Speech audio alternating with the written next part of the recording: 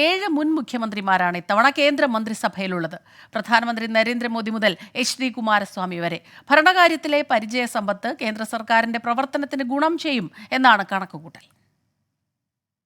പ്രധാനമന്ത്രി നരേന്ദ്രമോദി വർഷങ്ങളോളം ഗുജറാത്തിന്റെ മുഖ്യമന്ത്രിയായിരുന്നു. മന്ത്രിസഭയിൽ രണ്ടാമനായ രാജ്നാഥ് സിംഗ് ഉത്തർപ്രദേശ് മുഖ്യമന്ത്രി കസേരയിൽ ഇരുന്നിട്ടുണ്ട്. മധ്യപ്രദേശ് മുൻ മുഖ്യമന്ത്രി ശിവരാജ് സിംഗ് ചൗഹാൻ, ഹരിയാന മുൻ മുഖ്യമന്ത്രി മനോഹർലാൽ ഖട്ടാർ, അസം മുൻ മുഖ്യമന്ത്രി സർബാനന്ദ സോനോവാൾ, ബീഹാർ മുൻ മുഖ്യമന്ത്രിയും ഹിന്ദുസ്ഥാൻ അവാമി മോർച്ച നേതാവുമായ ജിതൻ റാം മാഞ്ചി, കർണാടക മുൻ മുഖ്യമന്ത്രിയും JDS നേതാവുമായ HD കുമാരസ്വാമി എന്നിവരും ഇത്തവണ കേന്ദ്ര മന്ത്രിസഭയിലുണ്ട്. പരിചയസമ്പന്നരും പുതുമുഖങ്ങളും നിറഞ്ഞ മോദി മന്ത്രിസഭയിൽ കൂടുതൽ മുൻ മുഖ്യമന്ത്രിമാരെ ഉൾപ്പെടുത്തിയത് ശ്രദ്ധേയമാണ്. ക്യാബിനറ്റ് പദവിയോടെയാണ് മന്ത്രിസഭയിൽ കുമാരസ്വാമിയെയും ജിതൻ റാം മാഞ്ചിയെയും ഉൾപ്പെടുത്തിയത്. മന്ത്രിസഭയിലെ സുപ്രധാന വകുപ്പുകൾ കൈയാളുന്നത് BJP മുൻ മുഖ്യമന്ത്രിമാരാണ്.